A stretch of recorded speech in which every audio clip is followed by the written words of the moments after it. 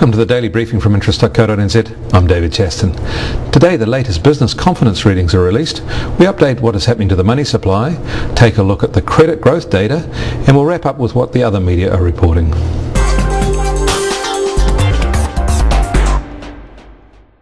There was more good news today, with business confidence continuing to nudge higher and extending the improving trend since May.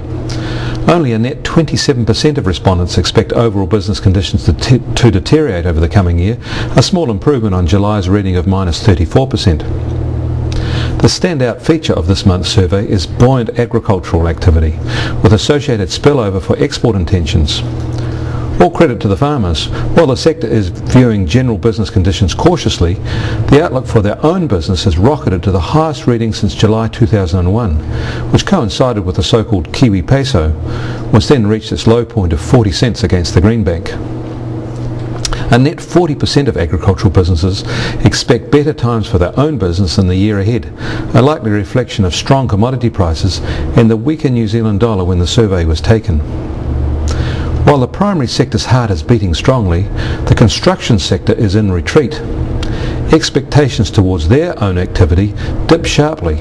Employment and investment intentions were the weakest in the survey, and their profit expectations have fallen to levels not seen since 2000, which was when house prices were falling.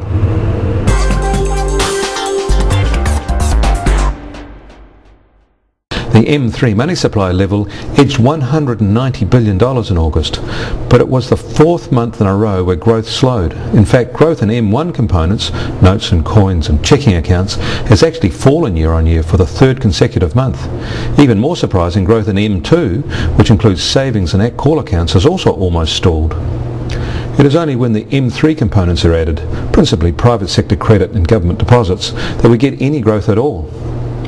The tightening of these money supply indicators does show that the overall economy is starting to slow, or at least there is a slowing volume of money chasing the goods and services in the economy. The Reserve Bank won't be displeased.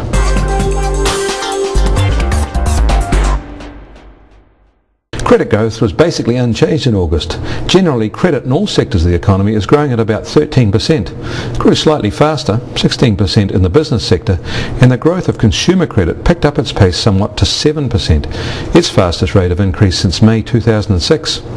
But consumer credit demand is still way more restrained than for housing or business. Housing credit is now recorded at almost $150 billion. That is made up of standard housing loans from the five main banks of some $132 billion, or 87%. Other banks hold another $7 billion of standard loans. Non-bank institutions hold almost $6 billion, and non-standard loans account for about $5 billion. This is a market that is consistently growing by about 14% per year and has done so since mid-2003. In the 5 years prior, growth was only half of that level.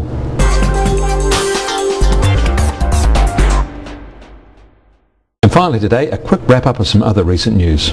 The founders of Sydney-based hedge fund Basis Capital have disclosed that their sole remaining active hedge fund, the Ostrim Fund, has lost half its value. Their yield fund is in liquidation.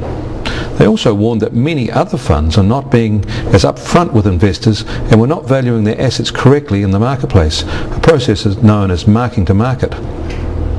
The Independent newspaper is reporting that taxpayer-funded Kiwibank has invested around $6 million in troubled British lender Northern Rock, which was last week bailed out by the Bank of England. You can get more news and start with Newsmaker Views on our news page.